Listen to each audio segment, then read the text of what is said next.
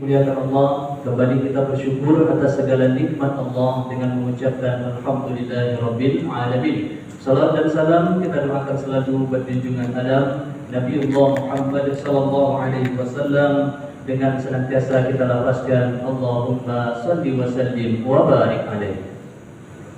Bapak dan Ibu jemaah zuhur yang dimuliakan Allah Subhanahu wa taala, mohon izin untuk membersamai acara kultum zuhur pada siang hari ini, yang mana judul yang akan kita sampaikan adalah terinspirasi dari salah satu hadis Nabi sallallahu alaihi wasallam dengan judul jangan abaikan kebaikan walaupun kecil.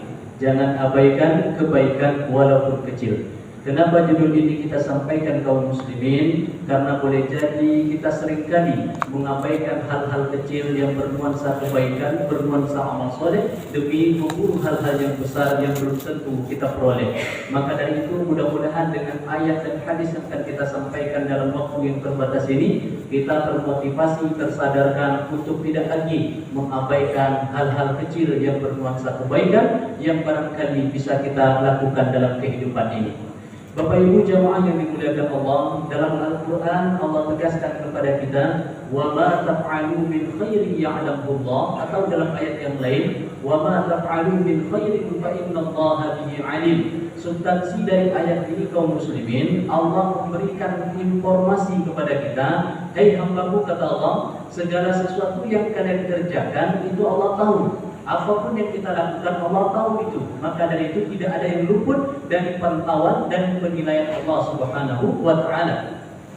Walaupun kebaikan yang kita lakukan itu kecil kaum muslimin, tapi di sisi Allah itu adalah sebuah kebaikan. Yang mana yang kita kenal ayat yang sering kita bacakan, "Faman ya'mal mithqala dzarratin khairan yarah." Walaupun kecil kebaikan yang engkau peroleh, yang engkau lakukan, yang engkau kerjakan, kata Allah, pasti di sisi Allah tetap ada balasannya, tetap ada yang akan diberikan oleh Allah sebagai ganjaran atas usaha yang kita lakukan dalam kebaikan tersebut.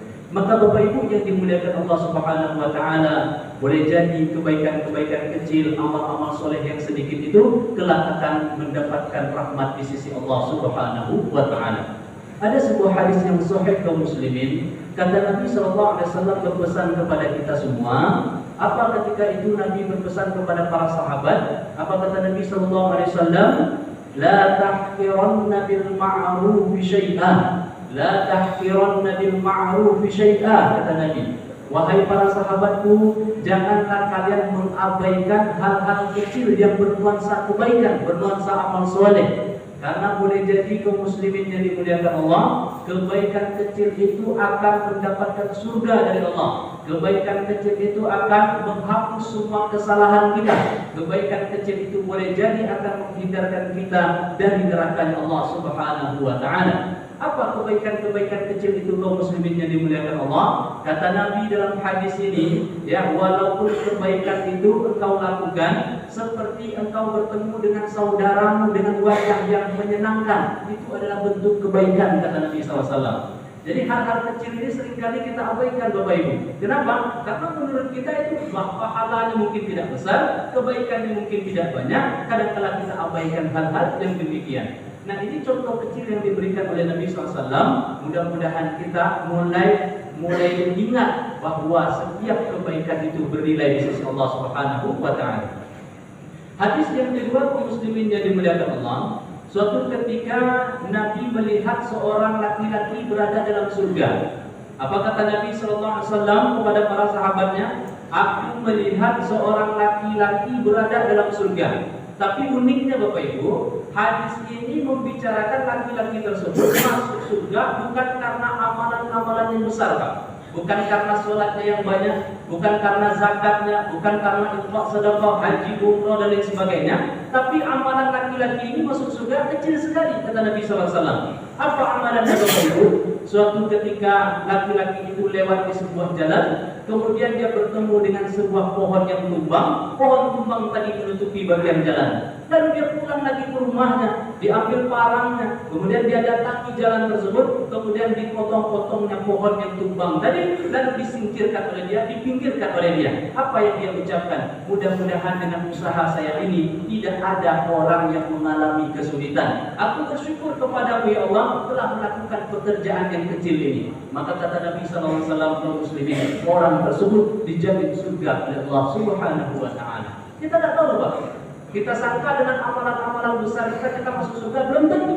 Boleh jadi dengan senyum yang sering kita berikan kepada orang lain mendoakan kita, bisa jadi kita masuk surga. Boleh jadi dengan kebaikan kita kecil, kita traktir teman, kemudian Allah suka dengan perbuatan itu, bisa. Boleh jadi itu jalan menuju surga. Ada sebuah hadis yang lain, kaum muslimin. Suatu ketika ada seorang perempuan datang ke rumah Nabi SAW untuk meminta sumbangan atau sedekah. Maka dia bawa anaknya yang masih kecil. Seorang ibu ini mungkin dia tidak punya pekerjaan, tidak punya penghasilan, jadi dia sedang kelaparan. Datanglah ke rumah Nabi SAW, diketuk pintu. Assalamualaikum. Waalaikumsalam. Keluarlah Ummul Mukminin radhiyallahu anha. Apa kata Aisyah? Ada apa wahai ibu? Kata dia, saya belum makan. Ada yang bisa kami makan? Maka Ummul Mukminin memberikan 3 butir kurma. 3 butir kurma itu pas untuk 3 orang. 2 orang untuk anaknya, 1 orang untuk ibunya. Maka diambillah kurma 3 buah tadi oleh ibu itu, dibagikan kepada anaknya yang 2. 1 diberikan 1, yang kemudian diberikan 1 lagi. Tinggal 1 jatah si ibu.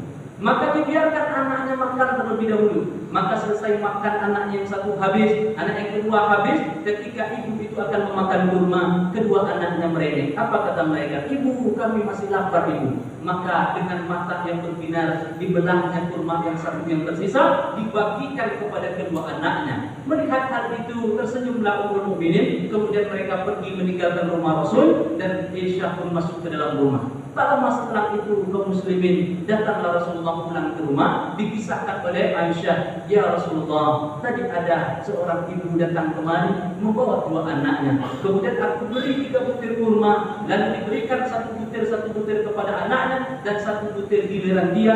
Karena anaknya masih minta karena lapar, maka dibelahnya. Kelihatannya kebaikan ibu ini akan dilakukan oleh ibu manapun di dunia ini, Pak. Pasti ketika anak lapar, naluri ibu pasti akan memberikan apa yang dia punya. Walaupun dia lapar, pasti begitu. Tapi adakah hal yang bisa kita ambil pelajaran? Kata Nabi SAW, ketika dia memberikan kebaikan kepada kedua anaknya tadi, dia tahan laparnya demi anaknya kenyang itu, maka kebaikan yang terlihat sepele, terlihat kecil tadi, maka Allah jaminkan surga baginya. Ini luar biasa Bapak Ibu, agar kita tidak mengabaikan kebaikan-kebaikan kecil. Yang terakhir, boleh jadi kebaikan kita yang kecil itu Allah akan hapuskan seluruh dosa kita yang setiap hari kita berbuat maksiat.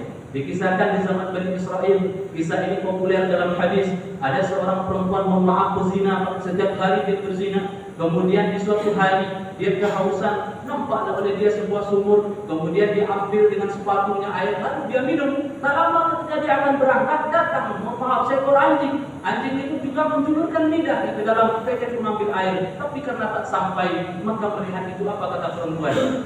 Aku tahu persis yang dirasakan oleh seekor anjing ini. Pasti dia sangat kehausan, seperti kehausan yang saya alami tadi. Maka apa? Kemudian dia ambil ke bawah lagi, dia turuni sumur itu, diambilnya dengan sepatu, diberikan kepada seekor anjing. Kemudian anjing ini bersyukur kepada Allah. Ya Allah, aku bersyukur sekali bertemu dengan manusia seperti ini. Akibat dari syukurnya anjing ini, Allah ampunkan dosa perempuan pezina yang ada di zaman Bani Israel. Kita tak tahu bah, kebaikan kecil yang mana yang Allah ridho kepada kita, sehingga Allah akan memasukkan kita ke dalam surga. Mudah-mudahan bermanfaat. Terima kasih atas segala perhatian, mohon maaf atas segala kekurangan. Bila kita berhidayah, assalamualaikum warahmatullahi wabarakatuh.